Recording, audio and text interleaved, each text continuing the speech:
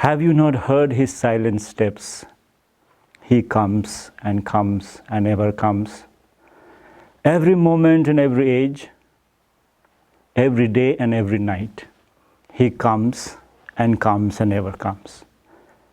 This line from Gitanjali 45 of Rabindranath Tagore talks about life as pilgrimage, and we as pilgrims.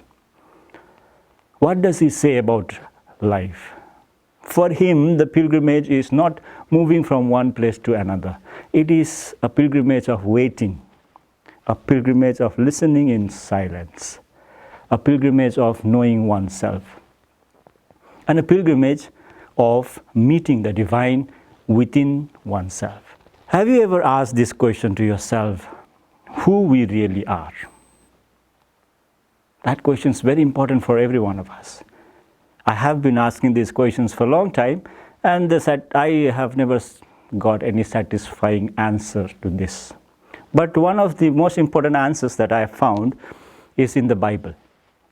The Holy Bible in Genesis chapter 1 talks about we as human beings as created in the image and likeness of God. A very deep understanding of oneself, who we really are. We are, in fact, according to the Bible, are the image and likeness of God. Have you found that?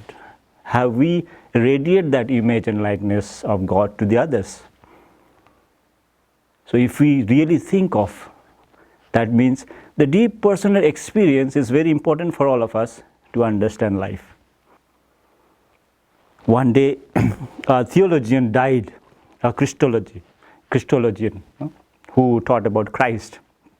And then he went straight to heaven because he was the theologian. He taught about God, he taught about Jesus because he was Christologian. So in Christology, he talked a lot about Jesus Christ. Who Jesus is, how Jesus was born, what he did, and what is his personality, and all that. And once he went to heaven, and he was welcomed to heaven and was given a very close, right place with Jesus Christ. And he did not seem to be very happy, did not look very happy in heaven. No? All people like to go to heaven, everybody. I think all of you also would like to go to heaven and be happy. That is the goal of our life, we say. But this theologian still sat in the heaven, and Jesus was a little surprised, and he asked this theologian, what happened? So the theologian very mildly talked to Jesus and said, I am a Christologian. I taught about you to the people, and those people have taught about you to all the many people. So Jesus was very happy and said, wow, that is very nice. Important that you did very good job about telling about me to others.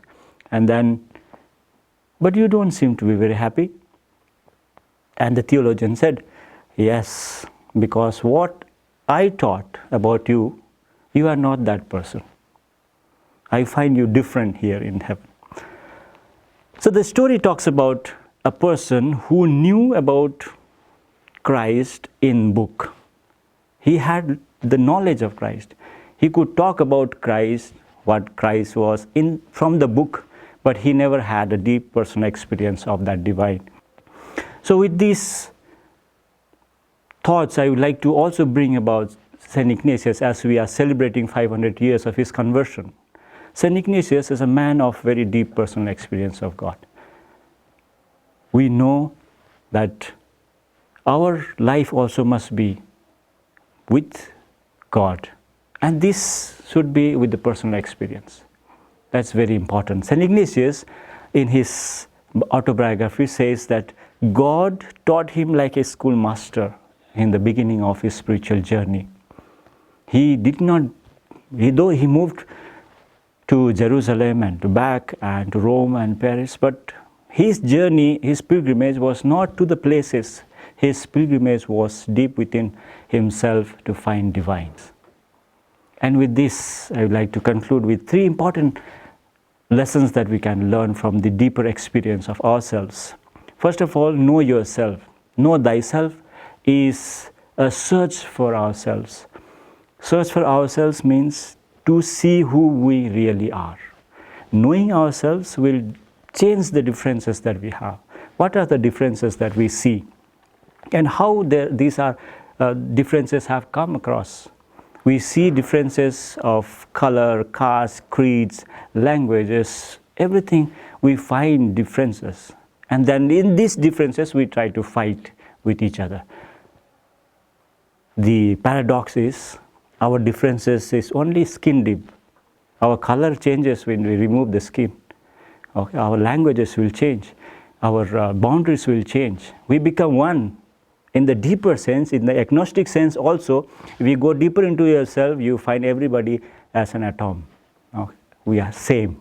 We are not. There is no difference. So when we know ourselves, differences vanishes and we become one family as human nature. Second, life is a journey. And in this journey, it is a long journey. It's a process of learning, process of knowing. So therefore we must let go of ourselves. I have told already, letting go of self-will, self-interest and self-will. This selfishness, if we leave and walk, it will be freer and easier to go deeper into ourselves. But if we have desires, as Buddha also says, desire is the cause of pain. So more we desire of things or whatever we have can block us from going deeper into ourselves. In freedom only we can go deeper, and much deeper we go, the more knowledge we'll have. And the more knowledge that we have, what we become is slowly we changes ourselves to the divine. Third thing is cultivation of the virtue of patience and humility. Virtue of patience comes only when we realize that we are weak, we are fragile, we need support, we need help. That we have to accept. Once we know ourselves, who we are, then we will accept ourselves.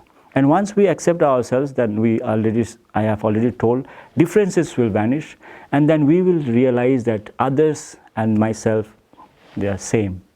And only in this similarity, we can have humility within ourselves, saying that I am weak, I need help, I need support.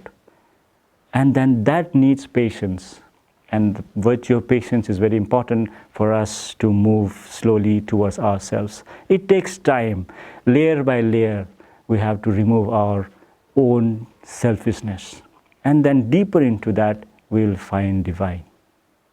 So I wish all of you a happy pilgrimage, happy life journey. Enjoy this life, enjoy the journey, try to find yourself. And once you find yourself, you will see that you have found divine. Your pilgrimage will be over by then. Thank you.